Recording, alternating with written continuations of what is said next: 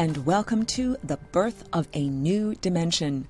My name is Aurora. I'm so happy to tell you that today I'm outside on a beautiful sunny day in my garden. Apologies for any background noise, but I'm happy to be transmitting to you the first-person experience of all of this beautiful, stellar information and energy flowing right into me right now, and then also being expressed vocally for everyone to listen to on the radio. So this is really wonderful. Brief pause.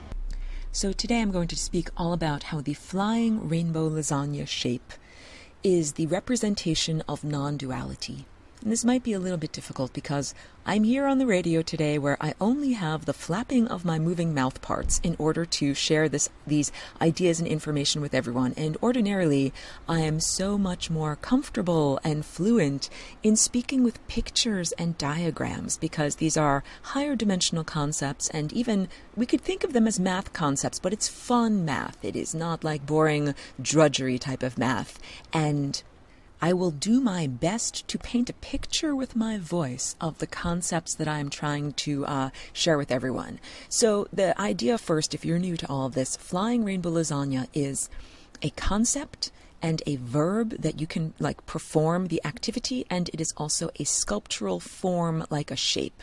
So there's plenty of pictures of it that you can go to my website, flyingrainbowlasagna.com, and check out pictures of it, and that's lasagna spelled with an E on the end. You can also check out on YouTube an original animation that I created years ago for a math art conference, and this was a wonderful experience. I went there several years in a row, the Bridges International Math Art Conference, that is all about bringing together scholars and academics who specialize in math, as well as artists who make visual expressions that are based in math or have some math concept. So I shared the Flying Rainbow Lasagna there, and because it is an international conference, my challenge was how to get across these ideas, which are pretty sophisticated, to an audience that might not speak English. So I used a symbolic language in the animation, and I feel like it expresses very well how the idea that the end result of the flying rainbow lasagna shape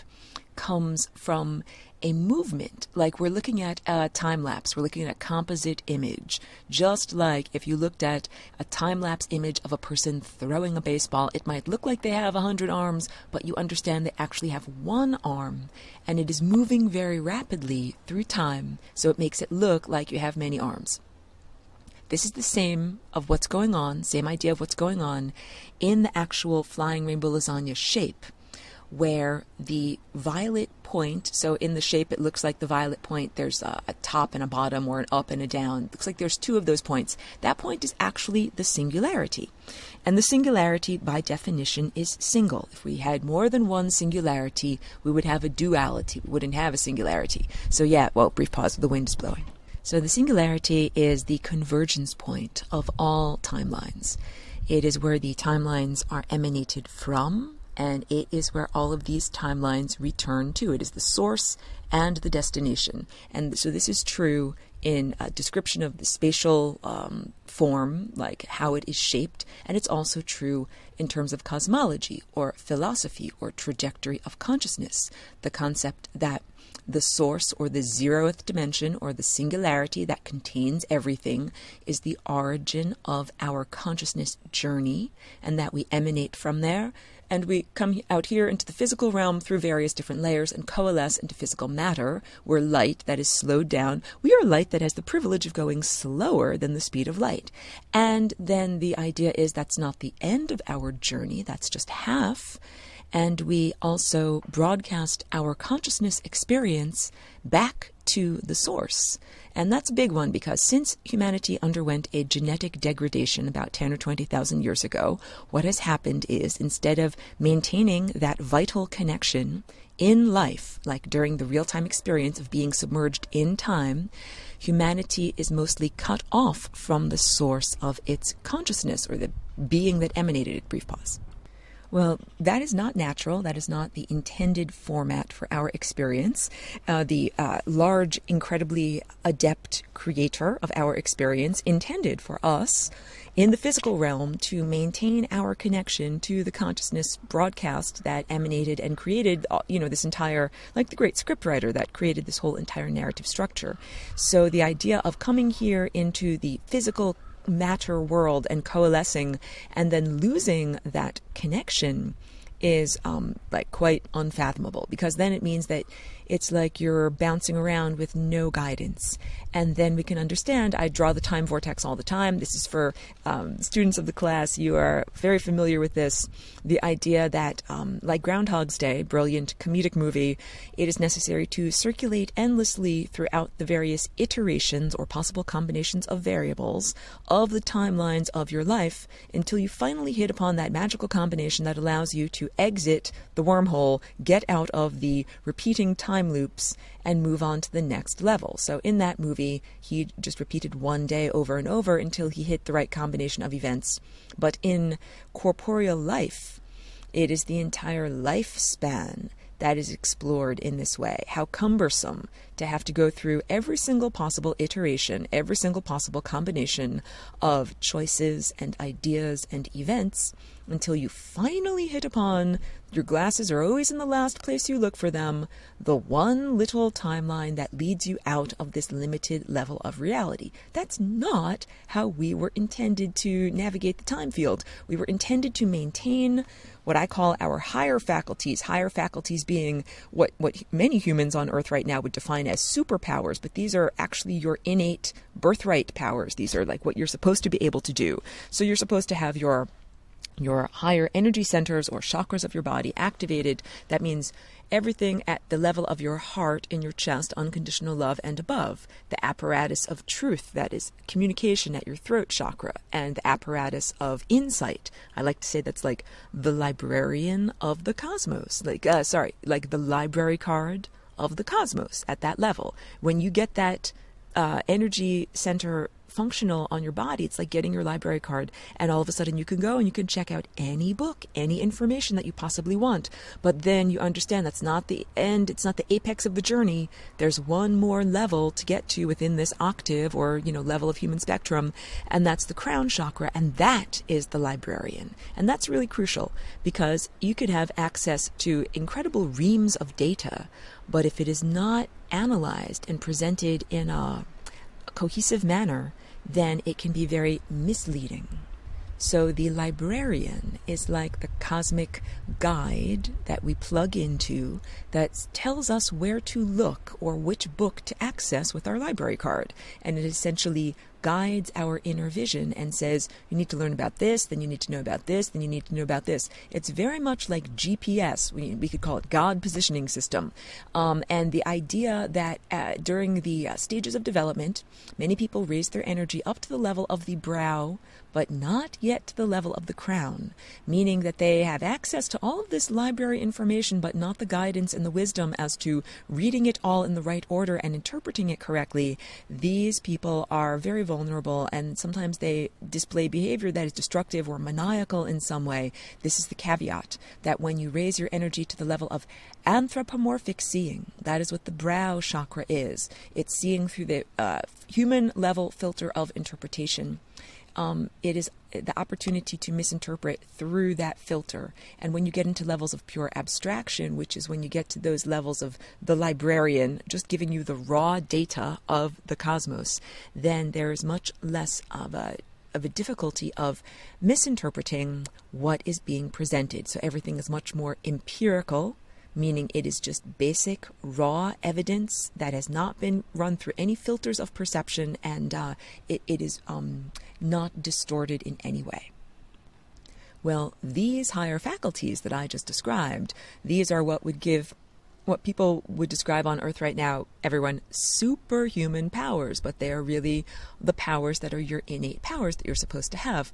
It's like having a car with the capacity to actually grasp the steering wheel, actually look out through the windshield, and actually see where you're going. That seems like Simple common sense. You're not going to drive a car if the windshield is encrusted with mud, and if you are not allowed to turn the steering wheel, or if someone else, like a crazy passenger in the seat next to you, is trying to grab the steering wheel out of your hands and make your car swerve wildly all over the road.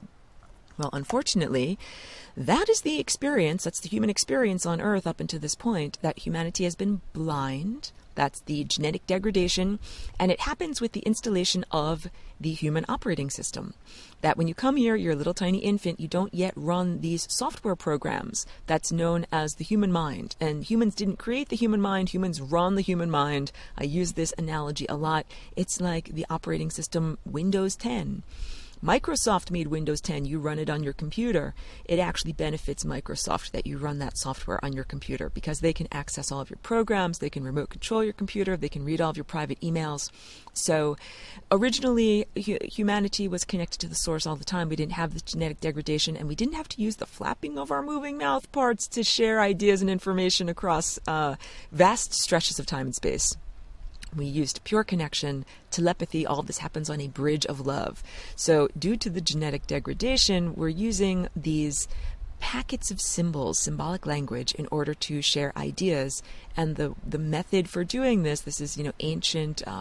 It's like software for your organic hardware, and it transforms the functioning of your body. So this is a big takeaway here, that the software that you run affects your hardware. The thoughts and ideas and belief systems that you embody actually affect the shape and behavior of your body on a cellular and subcellular level. So when little tiny infants come here and have to learn the human operating system in order to integrate with the rest of society, it begins to change the way their bodies function and reduce some of these potentials of higher faculties. So the whole idea is that the Flying Rainbow Lasagna allows each one of us to rearrange our DNA and reclaim these higher faculties. It's like there is a genetic blockage, roadblock, something that's an obstacle in the road that you would like to get past, and it is very difficult to do so. When you gain an additional dimension, you gain an additional degree of freedom. This means you can jump up and over, or circumvent, or circumnavigate any blockades in the road of consciousness that you would like to get past. So all of the things that were done 10 or 20,000 years ago to disconnect humanity from the source broadcast and from their own innate connection to higher consciousness and from their own innate vitality. I mean, being connected to the source that has emanated and created us, it really means that you have access to an infinite amount of energy. It means like you're the richest person in the world. You have an infinite flow of money constantly flowing into you. What a contrast with the occupiers of the interstices. Those people are like very poor. They have a poverty mentality. They scrimp and they save and they never spend, and they spend very, very carefully, like very penuriously, because they don't have an innate connection to the source. They got stuck on the surface of the membrane between worlds, and they were not emanated on a bridge of love. So different philosophies, different energetic philosophies. And I explain in my webinar series about protection from these negative entities on the interstices, how they have almost a capitalistic approach to energy harvesting, that they don't have their own innate connection to source. They are like scavengers or parasites that siphon energy off of beings that are circulating through the time field and do have a connection to the source, and that the way that they do it is essentially by hacking your operating system. Your Windows 10, quote unquote, the genetic degradation, the human operating system has big fat back doors, and the back doors allow these occupiers of the interstices, like the peanut gallery, to grasp, quote unquote, the steering wheel of your life, of your existence. They're the maniac next to you in the passenger seat, and they're not the passenger, they're trying to be the driver. So I used to, when I first started in 2013, like speaking about these topics, and I had a class, it was like the first time that I was really overtly sharing these ideas. I was very impeccable and cautious about making sure that first, everyone that was exposed to these ideas, we were all on the same page. We had all cultivated unconditional love. We weren't going to fly off the handle into, judgment and all of these negative emotional perturbations and everything like that. We are in the moment of giving birth. What was appropriate 4 years ago is not appropriate appropriate now. So we're not just going to do some stretching exercises and deep breathing and, learn about our anatomy. We're in the moment of birth. We have to do all of the Lamaze breathing techniques. We have to do everything. So it's very, very vital and important for you to know that, yes, unfortunately, the planet was invaded and your genetic code was invaded and degraded. You installed a hacked operating system in infancy and early childhood, and your mind has been accessed by what would be known as demonic entities for pretty much your whole entire life. And those are the maniacs that are like the passengers in the car that want to be the driver. These maniacs, they're like the worst musicians. They're such bad musicians. They smash their instruments. Like they smashed their perfectly good guitar. They don't have an instrument to play anymore. That means they don't have a physical presence. Like you and I presume my audience out here listening with their physical ears, I've got an organic multicellular human body. I presume that you have one also. And we're lucky. We've got these wonderful apparatuses. It's like having an instrument. We've got guitars. We can play. We're not bad musicians. We didn't harm our guitars and destroy them essentially by treating them so roughly. And these other beings, they're such bad musicians, they destroyed their guitars, they smashed them on stage, and now they don't have an instrument to play. And they're trying to grab your guitar and influence your music while you are alive in the time field. And those beings that are doing that, they're much more ancient than humanity. They're like, well, humanity in this format. They and their civilization is older than what is known as recorded human history of the past 6,000 years. So they might be 10 or 20,000 years old, and they look at a human being that has been born, and it might be, 20 years or younger, with a great deal of condescension. Like, I am a being of thousands of years, and I'm going to hack your human mind and do whatever I want to you. I'm going to affect your trajectory through time, I'm going to siphon energy off of you. I'll cause your death. I don't care. This is paraphrasing the psychology or viewpoint of a standpoint of a being that lives on the interstices. I clearly care. I'm paraphrasing from their viewpoint. So non-duality. I am not a demonic apologist. The beings that live on the the interstices, the beings that I just described and was speaking from their viewpoint, I do not apologize for their behavior at all. I'm not saying like, oh, good and evil, they're both equal. That's actually not true. But good and evil, or let's say going towards entropy or going towards energy or going towards entropy, that these are both aspects of the whole. So in the Flying Rainbow Lasagna, there's two violet pointy ends, and one end could represent the qualities of total energy, having everythingness. And one of those pointy ends could represent entropy, the total loss of energy. If we think of energy as like motion that creates heat, it is awareness and it's being alive and it's moving through time. And it creates heat and it creates friction and it is movement. And if we take away all movement, like that is what it means when you get frozen in time. It means that you're not moving anymore. If we take away all molecular movement, then a thing is very, very cold.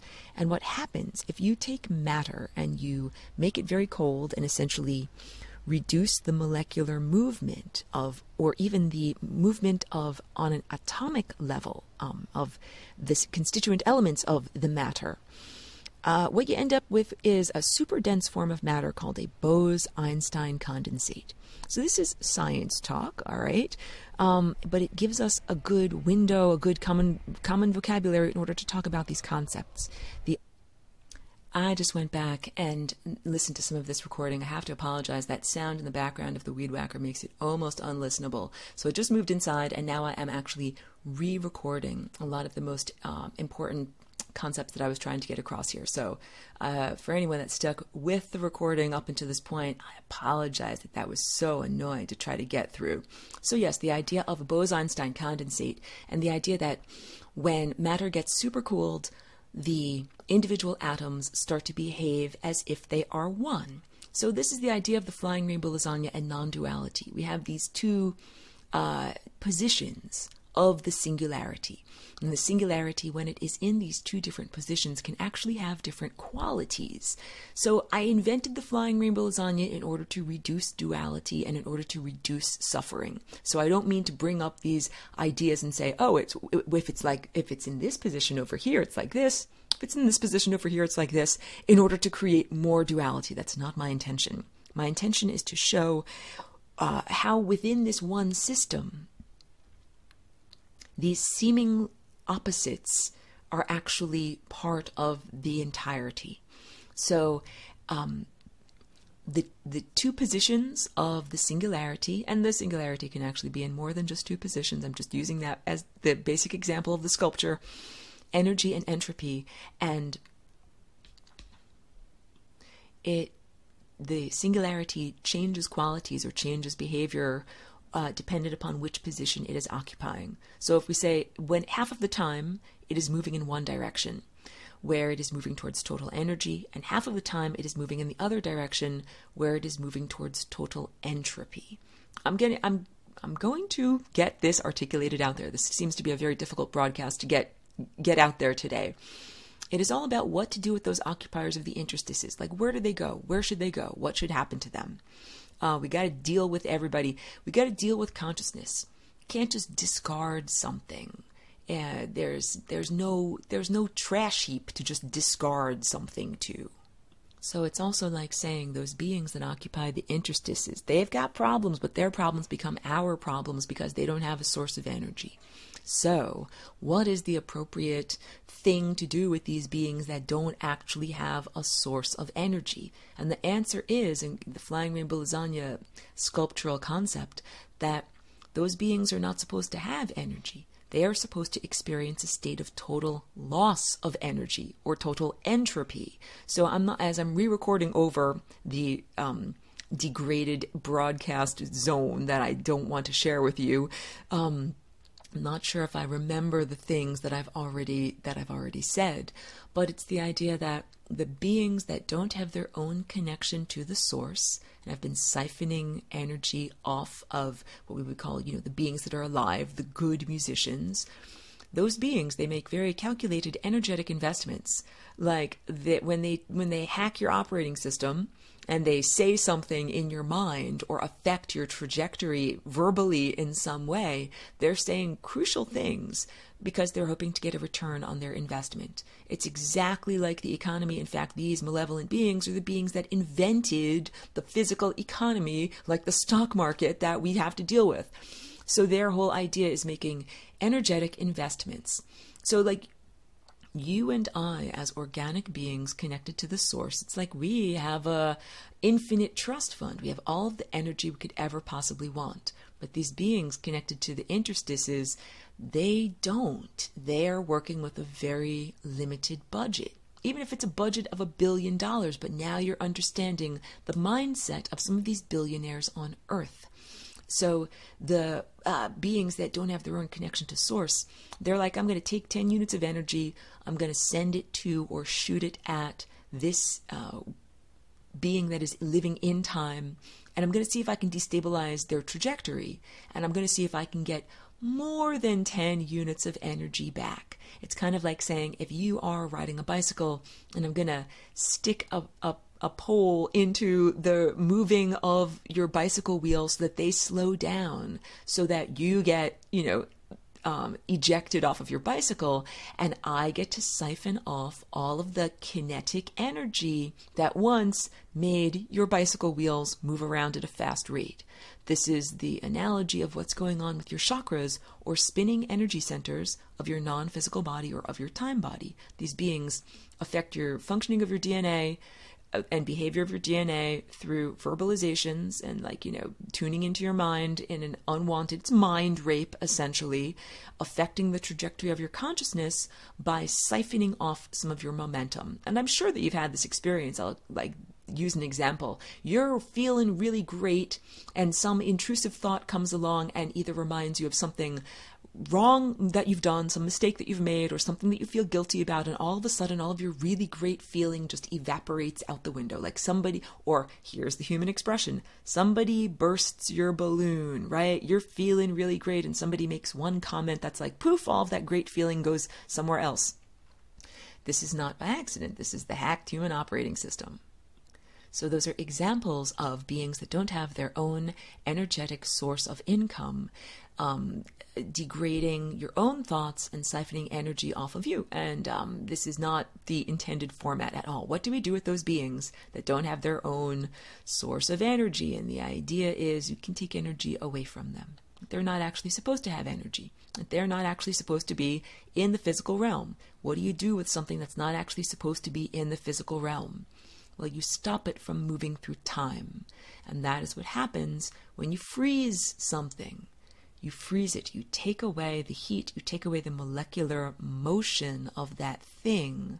And then it's no longer moving through time.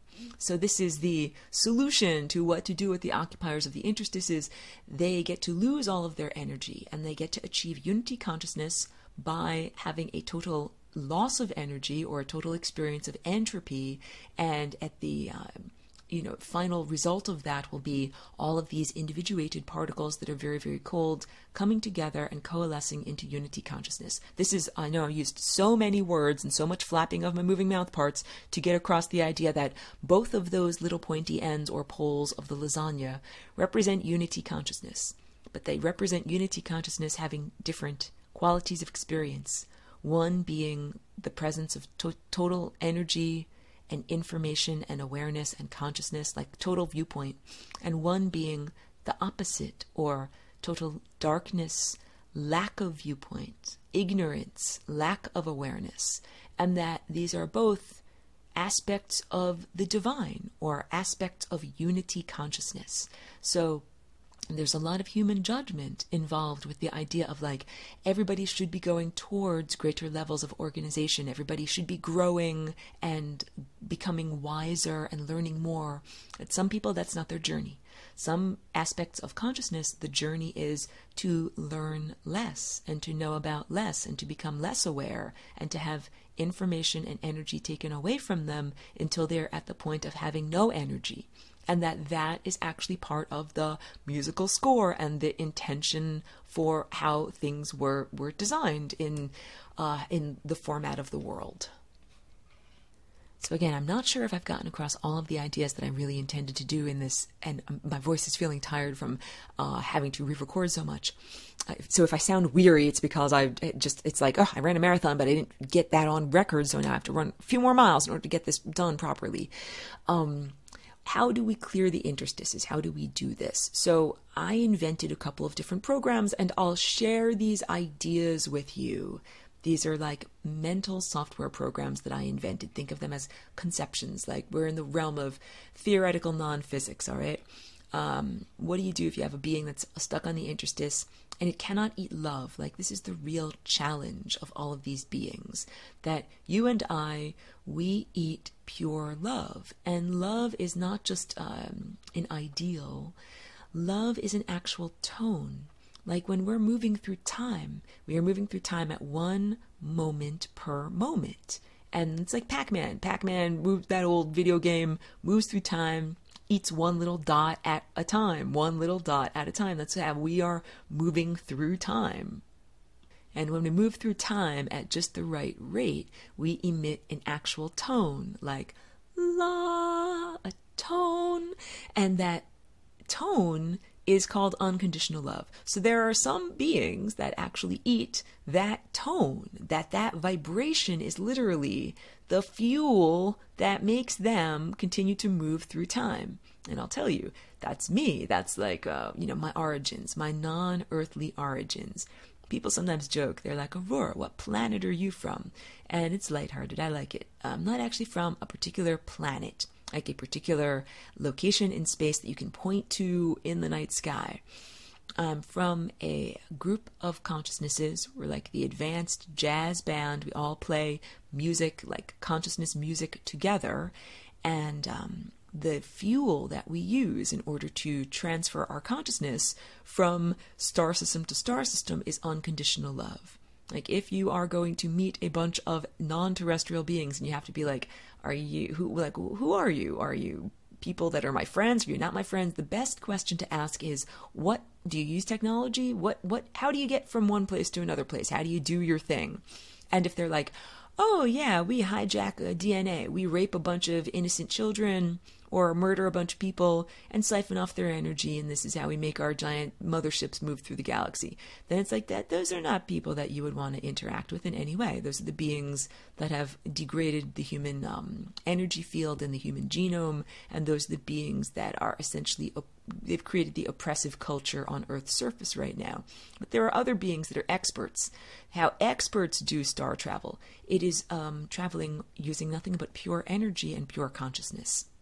So I like to say, when you were born here with your little birthday suit, you came here with everything that you needed for your journey. You didn't have to come here with like a metallic space suit that protected you from the atmosphere and cans of oxygen that you could breathe and tubes full of toothpaste, food that you could squeeze out and eat throughout your whole 100-year lifespan. No, you came here with your birthday suit and with the capacity to learn and grow and derive nourishment from the environment around you. And that is how experts do star travel. The vehicle for travel is more like a living entity that has a metabolism. It has energy that comes into it and circulates throughout it and flows outside of it. And it's vulnerable.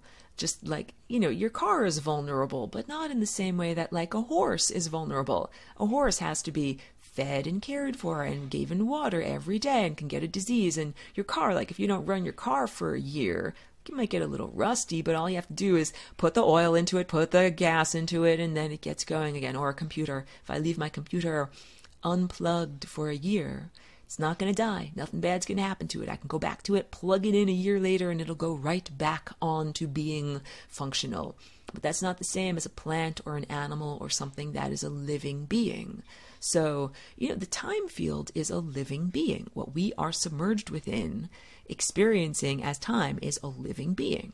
So we don't just live within like a dead, inert, construct or abstraction. It's something that's alive, and the vehicles to transport our consciousness are similarly alive, and that it's a different level of respect, because it's kind of like, you could never getting on board of one of these vehicles. It's not like getting into a car. It's not like, oh, the car doesn't have feelings about its passengers.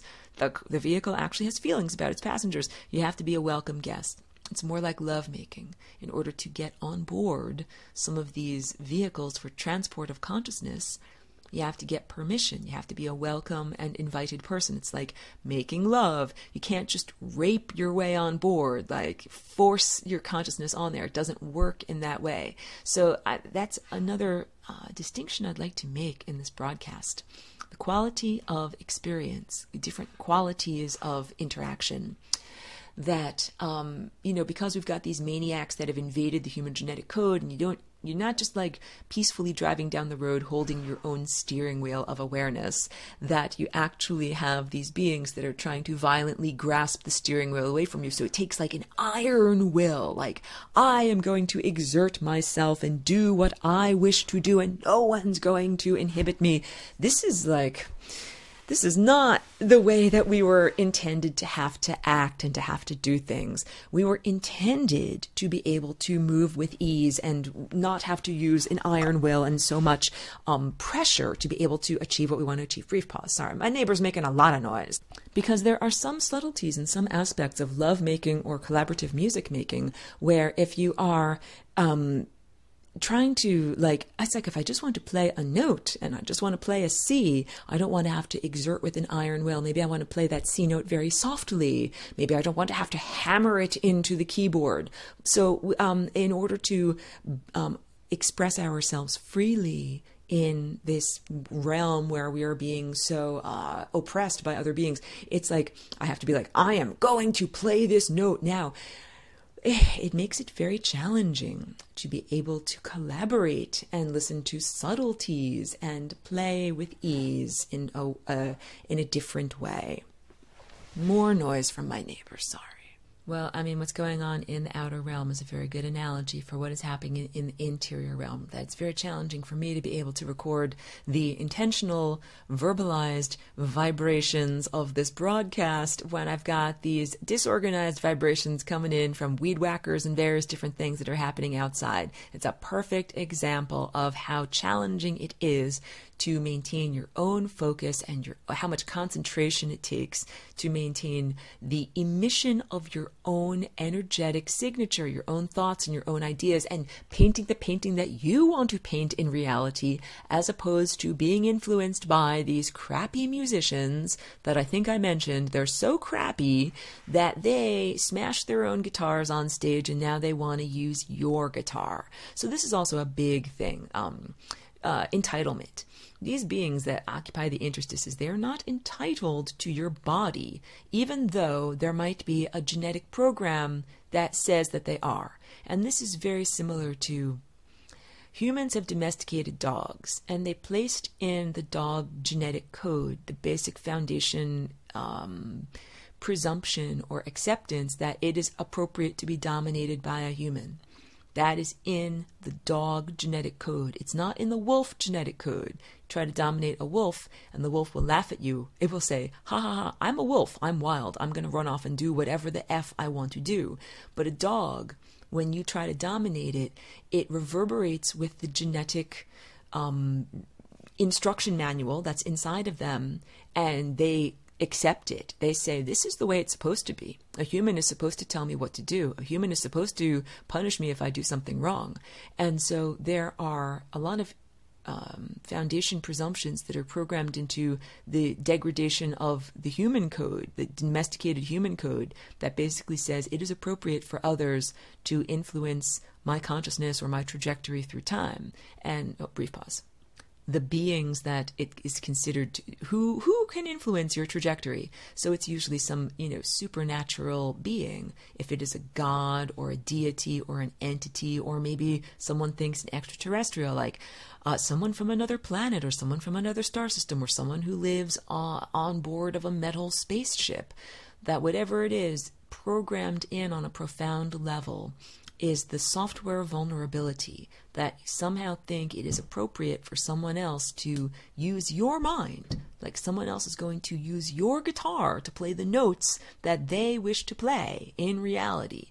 That is totally inappropriate. And a lot of the structure that makes that happen is a profound sense of not being worthy.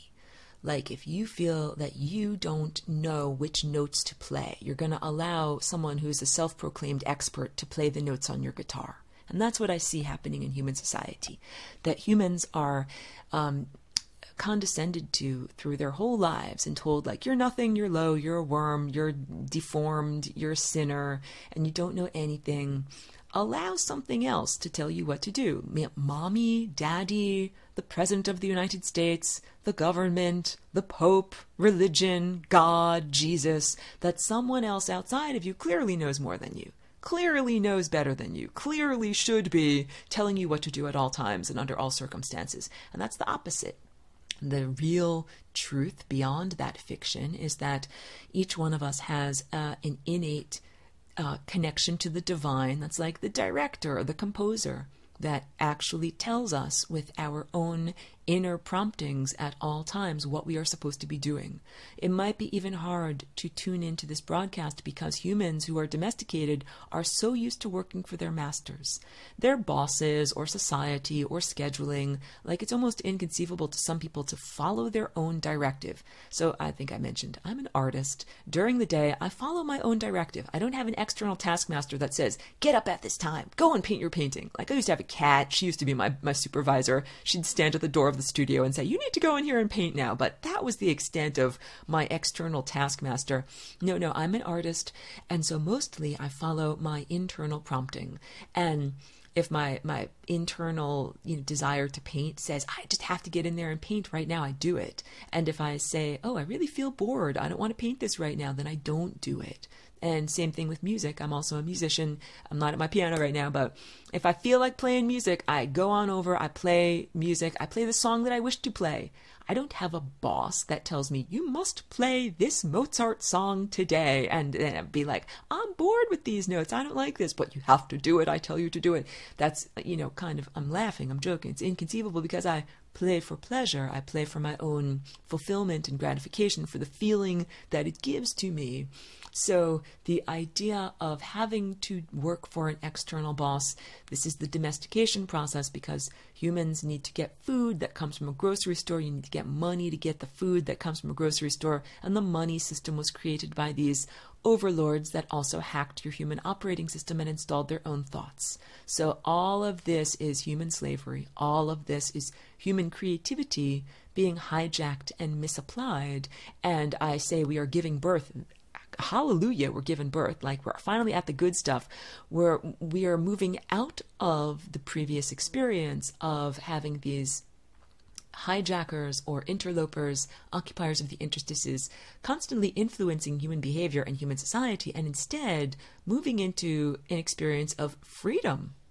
Imagine what it would be like to move unimpeded, to be able to play whatever note you want on your piano keyboard without having to express an iron will, like, I'm going to play that C note now. What if you could just effortlessly put your finger down and play that note?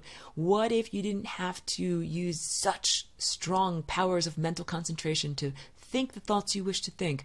What if you could effortlessly think the thoughts you wish to think, talk to the people that you wish to speak with? What if you could effortlessly share your ideas and energy with other people without having to blast through these barriers that are put up, or work around other structures that are erected to keep people apart? What if you didn't have to work so hard? This is the whole idea. This is the world that we're moving into. So the world that we're giving birth to and moving into, this is a world where there is no longer a distinction made between matter and energy. That's another narrative fiction. Einstein was really smart. He was a great person, but he gave humanity some expanded ideas and some bars on the cage. And the bars on the cage, expanded ideas, has to do with quantum observership. And the idea that each one of us is collapsing the higher dimensional, less dense waveforms of, like, let's say the fifth dimension and higher, and using that process as the creative process to create reality that we are experiencing. However, that creative process has been hijacked and distorted. Like, none of us intentionally woke up in the morning and said, let's imagine and create and put all of our energy of manifestation into a money system that's totally unfair, where we've got like a select group of billionaires that have 51% of the wealth, and then everyone else is struggling with $20,000 a year. That is not the system that I would invent and imagine and create if I were simply the queen of the entire canvas. If this were not a collaborative mural with other people painting, I would imagine a wonderfully fair and equitable way of sharing energy and resources and money, and having a healthy flow, like a healthy metabolism throughout a human body. So yes, in order to change our entire society, what we need to do is reclaim our innate creative capacity, all of these powers that have been hijacked and misapplied. So it basically means that it's no longer allowing other people to take the paints, the raw paints of your mind, and paint on the mural of life and make images that you find ugly. You say, I don't let you use those paints. Or you say, you know something? I don't let you grab the steering wheel of my mind and turn the car or trajectory of my life down this road. Because that's what your thoughts determine, which road you drive down. So we can be driving down the road of dissatisfaction all day long. Like, I can be thinking, that guy over there is an idiot. That person doesn't know what they're doing. These people are all wrong. Like, I can think dissatisfied thoughts all day long and drive down that road, or I can change my thoughts. with an iron will, I can say, I choose to think these thoughts instead. And what we eventually do is we kick out the occupiers of the interstices. Flying rainbow lasagna means that you can rearrange your genetic code so that you no longer have these occupiers, these hangers-on, these peanut gallery. And you can live in a much more peaceful way, expressing the subtleties of your own mind and expression, as opposed to it's kind of like being able to work with pastel colors, subtle colors, instead of just the loudest, brightest, most exaggerated colors. So all of this is what is happening right now on the surface of this planet. And the template that we're doing this, the template for experience, it's like developing an antidote or an antibody, because this is not the only planet where this infection has occurred. It's basically the story that I'm telling you here today. Earth is like a planet that got infected about 10 or 20,000 years ago with a genetic disease or a genetic degradation. And that genetic degradation caused humans to go from being light eaters who don't need to kill anything in order to feed their own bodies to being domesticated humans that now need to kill some other organism in order to feed their own bodies, and so are given forms of compensatory technology, like the domestication of plants and animals known as agriculture, in order to sustain themselves. And in order to have agriculture, we've got like flint knives and metal plows, and the idea of monoculture, like growing many seeds of the same plant all in the same place. Like, this is very, very different than the more natural approach to existing in the world, like being a wolf as opposed to being a dog. So being a dog, this means living in a human culture as a domesticated being, living in, instead of seamless integration with the natural world, living in what is known as a city or a village, like something that is not the natural world, an enclave that is built by humans for humans. These are all ways of being that were inflicted upon humanity, that are part of what is keeping us limited. So these conversations that I have with you, these are like doing yoga of the perception. Stretch your body to do yoga of your body, and every day you can stretch your leg a little further. We stretch our minds to do yoga of the perception, to conceive of like, well, stretch the mind. What would it be like if we didn't have to eat physical food? Well, you certainly would not have to either have domesticated plants and animals, like I'm going to grow a field of carrots so I can have carrots to eat every day. You don't have to do that. And that all of a sudden means that carrots are free to be their own thing, not to grow giant fat orange roots to please you, because carrots are actually the domesticated form of Queen Anne's lace. If you ever pick a wild carrot, it's got a little tiny, very woody root. It's not like a big, soft, juicy root that you can eat easily with your human teeth. We domesticated that plant so that we could eat it more easily with our domesticated teeth. So once we don't have to be domesticated anymore, the rest of the biosphere on Earth can behave in freedom and does not have to be domesticated anymore. Because even this goes down to veganism and being a vegetarian, that if you are a domesticated human and you are eating plants that are not wild, undomesticated plants, then essentially you have hijacked or harnessed the behavior of another living being, and you are preventing it from reproducing in its natural way.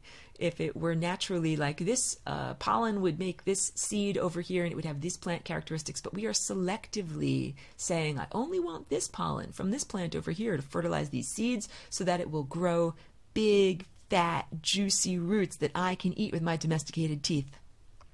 It's like saying, I'm not going to let the wild carrot play the notes it wants to play. I'm only going to let it play the notes that I want it to play, because I become the overlord of the carrot. So now we start to see how the sense of entitlement that is programmed into genetic degradation, like something else felt entitled to reach into us and degrade us, and we then feel entitled to reach into the genetic code of a wolf and reprogram it into a dog, or the genetic code of a wild carrot and Queen Anne's lace and reprogram it into a fat, juicy carrot that we can eat. And this is what we've done. All of our food, corn, used to be like a grass. I mean, it was not a big, fat, juicy thing that we could eat as it presently is. So this is the domestication of plant consciousnesses and preventing them from being able to paint the paintings unimpeded that they wish to paint. So yoga of the perception states that when we become pure light eaters, we develop an entirely different approach and more respectful approach to the rest of the natural world and the consciousnesses that are there, and that they might have their own agenda of how they wish to grow and how they wish to reproduce beyond what is convenient for you and I. And all of this, the yoga of the perception that we just did, is preparation for, when we begin to interact with beings that come from a different place or interact with, divergent realms. If we are not respectful of the life that coexists with us on the surface of our own planet, like a wild carrot or a regular carrot or a wolf or a dog, if we have a sense of entitlement over the natural world and being allowed to impede the free expression of the music of the genes of other beings, what would it be like if we went to another planet? Let's say we go to a beautiful planet, if we fly there in a clank metal spaceship, we bring all of our microbiome with us. They've already got microbes on that planet. They've already got fungi and yeasts in a tiny, perfectly balanced system. And if we go there, what are you going to do? Sterilize your entire digestive tract before you go there? No, of course not. You begin to invade their world with your ideas, your emissions, your microbiome. And so this is the question of, is the entire cosmos just going to be a battle for supremacy? A battle to see who is the strongest. Only the strong shall survive, and to the victor go the spoils. These are barbarian values. I do not promote barbarian values, clearly, with the way that I have entered this realm and the way that I've behaved here. If I promoted barbarian values, I would be like this. My music is louder than any of you. I'm stronger than any of you. Therefore, I'm allowed to take over your entire planet and force all of you to transform into flying rainbow lasagnas, whether you like it or not. Clearly, I have not done that, and I find that the idea laughable or abhorrent to my entire value system. I offer the flying rainbow lasagna as an option. It's not mandatory, it's optional. It's like an invitation to join the jazz band, and you gotta practice and audition in order to be able to even get in. It's not for everyone. It's something that's really hard to do. So clearly, I'm not espousing those values. Those are the values of the not sophisticated, not evolved beings that use technology to get off the surface of their planet. See, ideally, to get off the surface of your planet, what you do first is regain the capacity to eat nothing but pure light. You become like a chloroplast or like chlorophyll. You don't need a plant that grows out of the soil on a planet that you eat the plant. You are the plant, or an aspect of your own inner anatomy behaves like the plant does, collecting photons and transforming them into starches and sugars that support the tissues of your body. This is really ethical. It's not really ethical to say, I can't do this, I'm going to create something else outside of me to do this, and then I'm going to eat the thing outside of me. But this is the compensatory mode that we have been having to employ since the genetic degradation. So it's just like saying, I came to this world, I personally don't like the money system. I've had to, for the past 16 years, integrate into the money system, even though I find it inelegant or distasteful or not equal or not good, because it's a system. It's the way it is. I had to learn to eat food because of the system. It is the way it is. But flying rainbow lasagna means that each one of us can transform our own DNA structure. We can transform our own bodies. We can transform the functioning of the metabolism of time. We can transform what happens on the surface of Earth. We can transform what happens everywhere. So what we are doing, like I said, that template for experience, the antidote doesn't just mean we solve what happened on our own planet here. It means that antidote can be bottled up and sent to other planets where there is a similar challenge. This is the solution. The flying rainbow lasagna is the solution to your own how to return to your wild, undomesticated format. So no one else is impeding your free expression, or no one else is controlling your trajectory through time. You should be allowed to go where you want to go in time.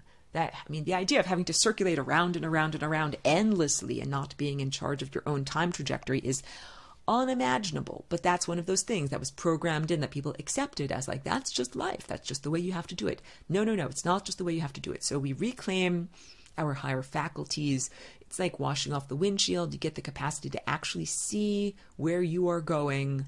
Get rid of those crazy passengers, the hitchhikers that we picked up back there down the road that are violently grabbing the steering wheel and trying to make us veer off into a ditch. Kick those guys out. And then we can actually live in the way we were intended to live. And you can imagine how different the journey is when we are actually, we're able to see where we're going, and we're able to consciously navigate the road. And then the other aspect that we will eventually claim is being able to pave the road that we want to go on. So that's like creating the timeline that you want to experience. So, all of this is mastering high levels of consciousness, like becoming a real virtuoso. When I'm talking about paving the road or manifesting a timeline, it's becoming functional at the level of the divine. It's becoming one with the Creator, where there's a seamless integration between your own creative act in the moment and the overarching structure that we are creating within. And that's beautiful. That's heaven. That's like the divine realm. That's what we're all attempting to manifest and occupy and be within. So I have just another couple of minutes here. We don't have to go somewhere else to get to heaven.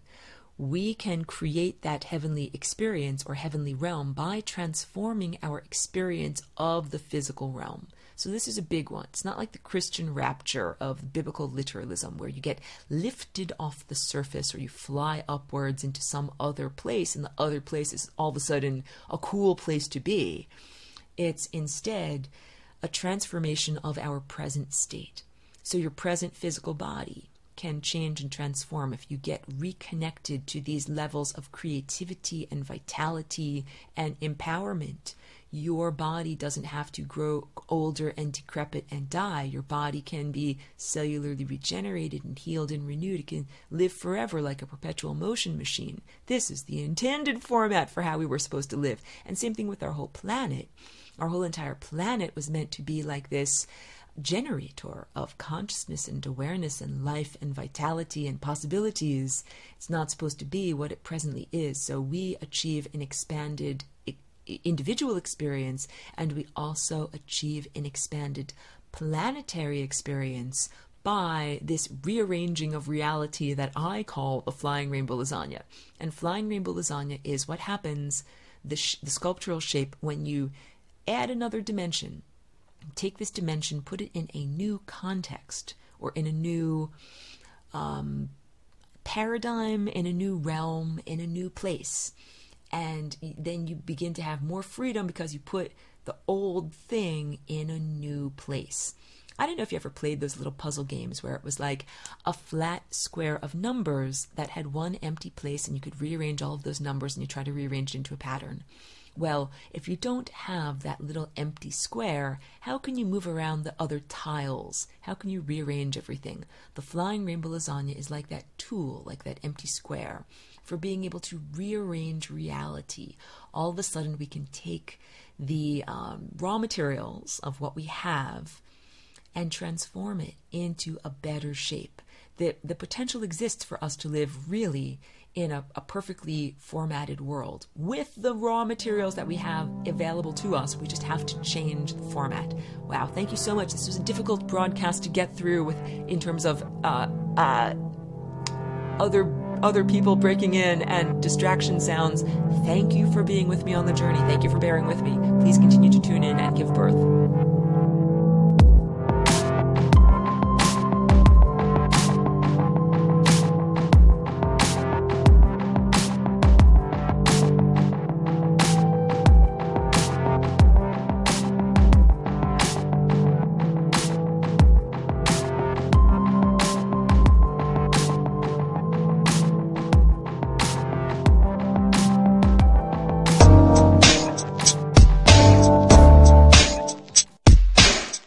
The tracks you can catch every Monday night and Friday night at 9 p.m. Eastern Standard Time here on UCY.com.